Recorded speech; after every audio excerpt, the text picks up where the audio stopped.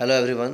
देखिए, इस वीडियो में अपन बात करेंगे पार्ट 7। यहाँ तक हो गया था और अब अपन अगले पार्ट में चलते हैं, पार्ट 7 में, और आगे के क्वेश्चंस को देखते हैं। चलिए शुरू करते हैं पॉलिटी का पार्ट 7।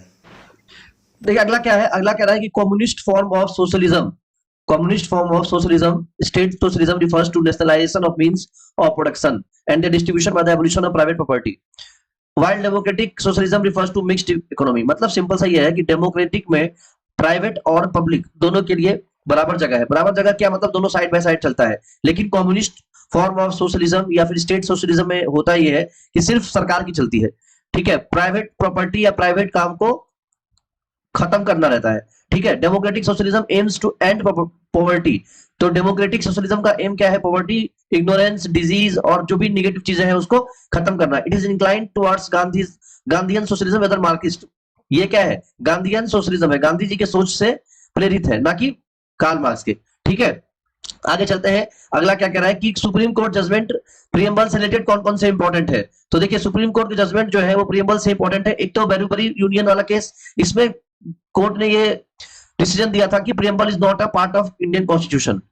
फिर उसके बाद आया Keshav the famous Kesavananda Bharati case. इसमें कोर्ट ने कहा था कि preamble is a part of Indian constitution. Direct question उठा के पूछ देता है कि कौन से केस में ये डिसीजन आया था कि प्रियम्बल इज अ, या कोर्ट ने ये कहा था कि preamble is a part of Indian constitution. तो आंसर हो जाएगा केशव नंदा भारती केस। अब एलआईसी इंडिया केस था, इसमें क्या कहा था कोर्ट ने? इसमें कोर्ट ने ये कहा था कि preamble is integral part of the Indian constitution. Preamble is a integral part of the Indian constitution, ठीक है। तो ये तीन केस है, बहुत इंपॉर्टेंट तीनों केस है। तीनों क्वेश्चन डायरेक्ट, तीनों में से क्वेश्चन डायरेक्ट उठा के पूछता है।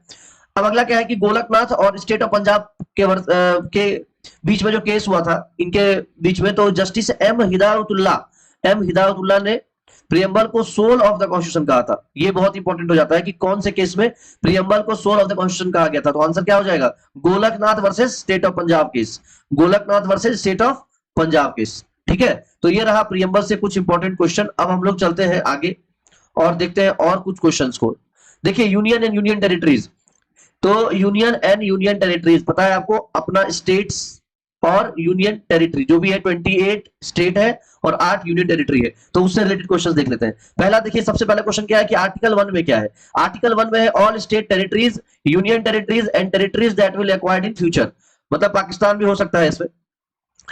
तो पहला क्वेश्चन क्या बनता है कि आर्टिकल 1 में क्या है। उसके बाद है the authority to include any state in Indian union is vested इन।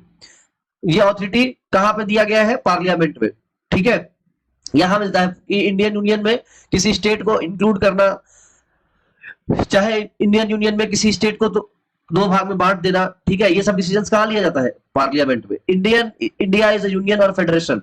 तो मैं पहले बता चुका हूं कि इंडिया क्या है। आर्टिकल 1 में क्या है? India shall be union of states. India shall be union of states.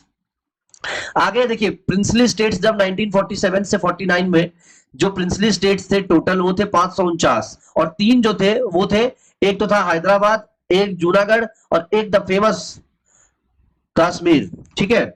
अब इन तीनों में क्या हुआ था? देखिए ऑपरेशन पोलो हुआ था हैदराबाद के लिए। बहुत इंपॉर्टेंट क्वेश्चन बनता है कि ऑपरेशन पोलो से किस स्टेट को एनेक्स किया गया, या हैदराबाद को किस ऑपरेशन से एनेक्स किया गया। तो आंसर क्या हो जाएगा? ऑपरेशन पोलो, ऑपरेशन पोलो। उसके बाद जूनागढ़ में क्या हुआ था? एक प्लेबिसाइट हुआ था। जूनागढ़ में क्या हुआ था? एक प्लेबिसाइट हुआ था कि आप किसके साथ रहना चाहेंगे। वहां के लोगों ने कहा था कि हम इनके साथ रहना चाहेंगे। प्लेबिसाइट मतलब क्या होता है? जनमत। स्पेलिंग देख लीजिएगा। प्लेबिसाइट मतलब होता है जनमत। तो जनमत हुआ था, एक रिफरेंडम हुआ था, तो इसमें जूनागढ़ भारत के साथ आ गया था। इसका राजा भाग के पाकिस्तान चला गया था, और हैदराबाद को तो मिलिट्री एक्शन करके, ऑपरेशन पोलो करके अपने इंडिया में एनेक्स कर लिया गया। एक क्वेश्चन ये भी बनता है कि कौन सा निजाम या राजा जो है सबसे लास्ट तक राजा बना रहा किसी इंडियन टेरिटरी का। तो इसका भी आंसर क्या हो जाएगा? हैदराबाद हो जाएगा। हैदराबाद हो जाएगा। इसके जो निजाम थे, निजाम ऑफ हैदराबाद, ये लास्ट तक बने रहे थे। और जब ये ऑपरेशन हुआ था, ऑपरेशन पोलो, उसके बाद हैदराबाद को एनेक्स कर लिया गया इंडियन यूनियन में। उसके बाद है कश्मीर। कश्मीर का सबको पता है कि इंस्ट्रूमेंट ऑफ एक्सेशन, इसको भी एक्सेस कर लिया गया था कि पहले तो कश्मीर ने कहा कि हम इंडिपेंडेंट रहेंगे, फिर पाकिस्तानियों ने इस पे अटैक किया, फिर भारत और कश्मीर ने आपसी समझौता करके कश्मीर को भारत में ऐड कर लिया था, ठीक है। इसके बाद चलते हैं committee for reorganisation of states. तो इंपॉर्टेंट कमिटी कौन कौन सी बनी थी? तो इंपॉर्टेंट कमिटी बनी थी धार कमीशन। कौन सा कमीशन? धार कमीशन। धारा बह गया था कमीशन का। तीन चार कमिटी एक साथ। तो पहला है उसमें धार कमीशन। धार कमीशन कब हुआ था? जून 1948। कब हुआ था? जून 1948। कब हुआ था? जून 1948। और इसमें क्या रिकमेंडेशन आया था? Recommended reorganisation of states on administrative convenience. Reorganisation of states on administrative convenience कौन से कमीशन में आया था? धार कमीशन। दूसरा है जेपीवी या जेवीवी, जेवीपी कमीशन या कमिटी, ये आया था दिसंबर 1948 में। ये जून 1948 में, ये दिसंबर 1948 में। Rejected language as the basis of reorganisation of states. तो पहले जो है ना, इसको रिजेक्ट कर दिया गया। ऐसा एक कमिटी लोग बोल रहे थे वहां पे कि अगर लैंग्वेज के हिसाब से स्टेट को बांट दिया जाए तो क्या दिक्कत है। तो एक कमिटी इस पे बैठी थी, जेवीपी कमिटी, और इन्होंने क्या किया था? इस चीज को रिजेक्ट कर दिया था।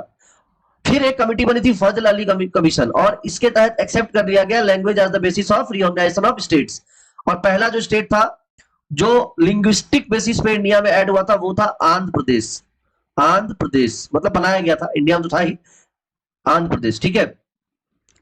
उसके बाद एक आया था state reorganisation act 1956, state reorganisation act 1956, और ये 14 स्टेट और 6 यूनियन टेरिटरीज क्रिएट किए गए थे 1 नवंबर 1946 को। 14 स्टेट और 6 यूनियन टेरिटरीज, कितना? 14 स्टेट और 6 यूनियन टेरिटरीज क्रिएट किए गए थे 1 नवंबर 1956 को। अच्छा, अभी के हिसाब से टोटल कितना है? 2020 लिखा है यहाँ पे, इसको 2023 कर लीजिए। 2023 के हिसाब से अभी 28 स्टेट्स है और 8 यूनियन टेरिटरीज है। 28 स्टेट्स है और 8 यूनियन टेरिटरीज है। अब आर्टिकल कुछ देख लेते हैं। आर्टिकल क्या है? देखिए, article related to union and territory. Article 1 से लेके 4 तक क्या क्या है? तो पहला है name and territory of the union. Article 1 में क्या है? Name and territory of the union. दूसरा आर्टिकल क्या कहता है? दूसरा आर्टिकल ये कहता है कि एडमिशन और एस्टेब्लिशमेंट ऑफ न्यू स्टेट्स।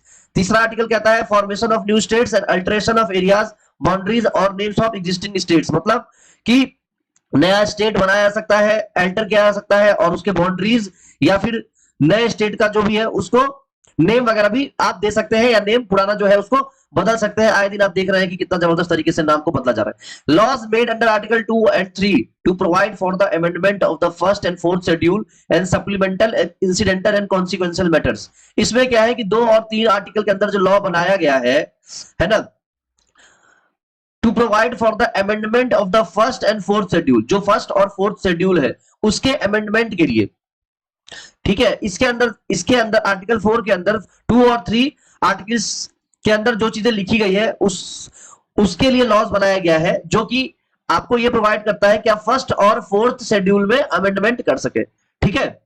इसके बाद चलते हैं हम लोग पावर ऑफ पार्लियामेंट। तो ये है, देखिए, आर्टिकल 2 और आर्टिकल 3। आर्टिकल 2 में क्या है? नया स्टेट आप बना सकते हैं, फॉर्मेशन ऑफ न्यू स्टेट्स, या नया स्टेट जोड़ सकते हैं, नया बना भी सकते हैं, नया आप जोड़ भी सकते हैं। Alteration of boundaries, boundary alter कर सकते हैं कि यहां से यहां तक बिहार, यहां से यहां तक UP. Changing the name of the states, आप नाम भी बदल सकते हैं, ऑलरेडी बता दिया आपको, ठीक है। चलिए, ये क्या है? इंक्रीजिंग और diminishing the area of any state, किसी भी स्टेट का एरिया भी बढ़ा सकते हैं, घटा सकते हैं, ठीक है। तो ये सब आता है आर्टिकल 2 और आर्टिकल 3, आर्टिकल 2 और आर्टिकल 3 में, ठीक है। क्लियर हो गया? चलिए, इसके आगे अगले वीडियो में देखेंगे। Thank you so